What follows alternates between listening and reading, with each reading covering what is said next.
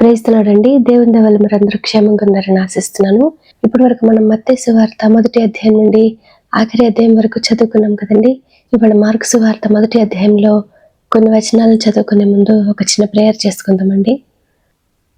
మహాపరిశుద్ధుడు అనే యేసయ్య, నీకే వందనాలు తండ్రి. నేను ఇంతవరకు మమ్మల్ని సజీవ లెక్కలో పెట్టిదేవా, నేను నీ గురించి మాట్లాడుకునే అవకాశం ఇచ్చినందుకు నీకే వందనాలు యేసయ్య. తండ్రి, ఇప్పుడు మీ గురించి మాట్లాడుకోబోతుండగా ఎక్కడ ఏ తప్పు మాట్లాడకుండా యేసు నామములో నా నోటికి మీ యొక్క కంచె కావాలండును గాక. ఆమేన్. యేసు నామములో మా అందరికీ నీ వాక్యాన్ని అర్థం చేసుకునే కృప కలుగును గాక. ఆమేన్. యేసు నామములో అడుగుచున్నాం తండ్రి, ఆమేన్.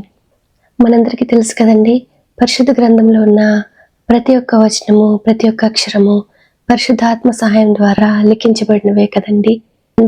అయితే బైబిల్లో కొన్ని గ్రంథాలను తొలగించారని కొంతమంది ఆరోపిస్తూ ఉంటారు కదండి. అయితే మనం గమనించాల్సిన విషయం ఏంటంటే, పరిశుద్ధాత్మ సహాయం లేకుండా వ్రాయబడిన ప్రతి ఒక్క గ్రంథాన్ని పరిశుద్ధాత్మ దేవుడే తొలగించారు కదండి. పరిశుద్ధాత్మ దేవుడు మార్కు గ్రంథం ద్వారా మనతో ఏ విధంగా మాట్లాడతారో మనం చూద్దామండి. మార్కు సువార్త మొదటి అధ్యాయము మొదటి వచనం నుంచి. దేవుని కుమారుడైన యేసుక్రీస్తు సువార్త ప్రారంభము. ఇదిగో, నా దూతను నీకు ముందుగా పంపుచున్నాను, అతడు నీ మార్గము సిద్ధపరచును.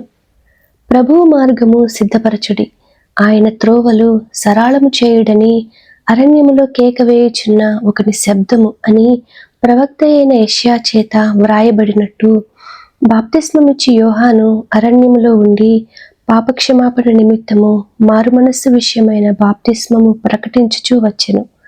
అంతటా యూదయ దేశస్థులందరూ యెరూషలేము వారందరూ బయలుదేరి అతని యొద్దకు వచ్చి తమ పాపములను ఒప్పుకొనుచు యొర్దాను నదిలో అతని చేత బాప్తిస్మం పొందుచుండిరి. యోహాను ఒంటె రోమముల వస్త్రమును మొల చుట్టూ తోలుదొట్టియు ధరించుకునివాడు, అడవి తేనెను మిడతలను తినువాడు. మరియు అతడు, నాకంటే శక్తిమంతుడొకడు నా వెనుక వచ్చుచున్నాడు, నేను వంగి ఆయన చెప్పుల వారును విప్పుటకు పాత్రుడను కాను. నేను నీళ్లలో మీకు బాప్తిస్మం ఇచ్చితిని, కానీ ఆయన పరిశుద్ధాత్మలో మీకు బాప్తిస్మం ఇచ్చునని ప్రకటించుచుండెను. మనందరికీ తెలుసు కదండి, బాప్తిస్మం ఇచ్చి యోహాను ఎంతో గొప్ప దైవజనుడు కదండి. ఆయన దేవుని యొక్క సువార్తని నిర్భయంగా ప్రకటించాడు కదండి. ఆయన సువార్త ప్రకటించినప్పుడు అనేక మంది తమ పాపాలను ఒప్పుకొని బాప్తిస్మం కూడా పొందారంట కదండి.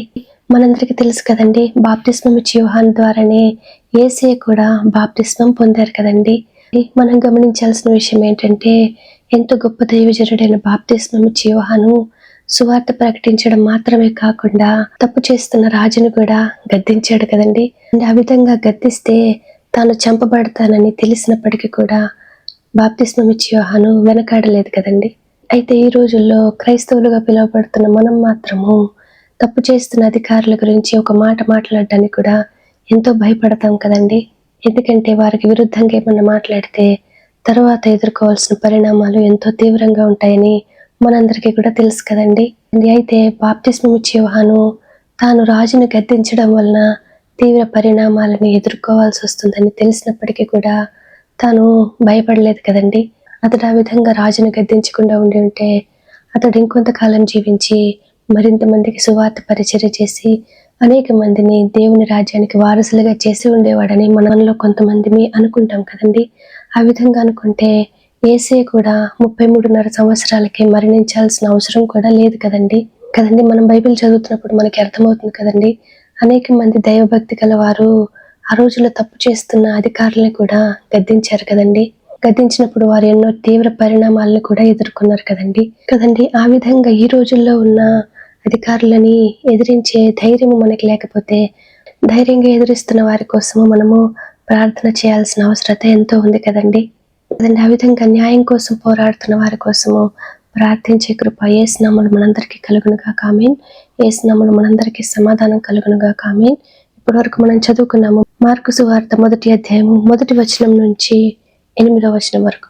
వాక్యాన్ని అర్థం చేసుకునే కృప యేసు నామములో మనందరికీ కలుగును గాక. ఆమేన్.